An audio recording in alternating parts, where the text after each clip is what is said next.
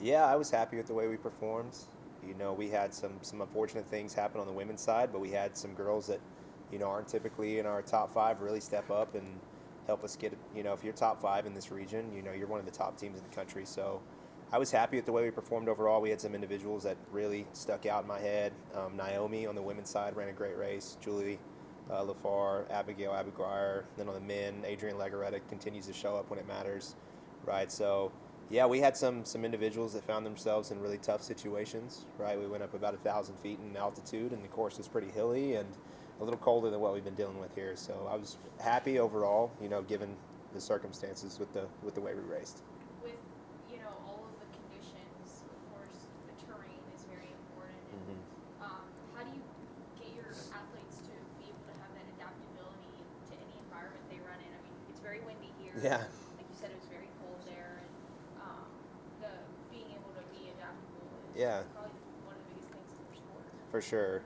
Yeah, and I think just preaching to them that things don't have to be perfect for you to have a good day, and practicing despite what the weather is, whether it's really windy or really cold here, right? And just getting them used to that on a regular basis, because yeah, more than likely on race day, you're not going to be given these perfect conditions. You're going to wake up probably not feeling amazing, right?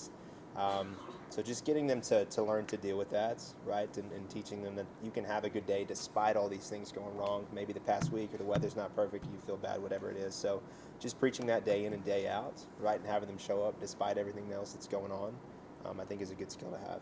Now, I know selection's not till this evening, but what's your gut tell you? Do you think you're getting both teams in? Yeah, my gut tells me we're good. Just looking at the tradition, I mean, they typically take, sometimes as many as 9 teams from our region. So the fact that we're fifth, I would be really shocked if there were that many at large from other regions, just with the RMAC and us in there. Traditionally, we're very heavy represented at the national meets. Like I said, our women were fifth last year in the region. We got second at the national meet, right? So I'd be really shocked if we didn't get in. So I'm feeling pretty good about it. You talk about the tradition of these teams and what you guys are able to produce. Mm-hmm. Lone Star Conference championships. Um, does it? You said you have a good feeling, but do you feel like a sense of relief going into this, knowing that it's not just like you guys have never won Right. anything major before? Hmm.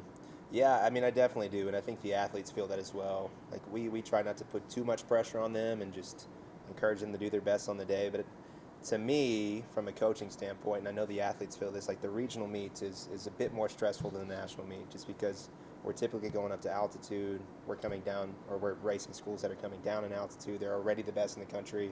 So just getting past this, I think, gives us a little breathing room, and we can just go to the national meet, enjoy ourselves, and I think we perform better when we're like that, when there's not like this burden of expectation.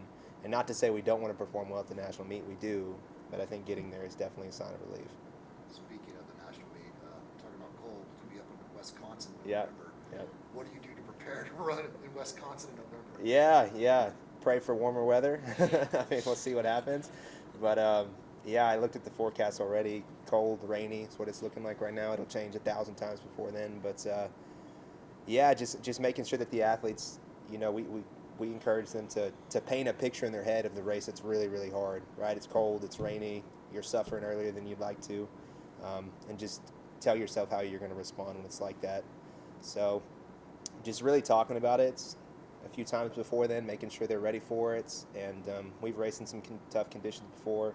Regionals last year in Denver, the snow. Sacramento last year at Nationals, it rained the entire time we were there. So I think we're used to these rough conditions and what to expect. But yeah, I'm not too worried about our group when it comes to that.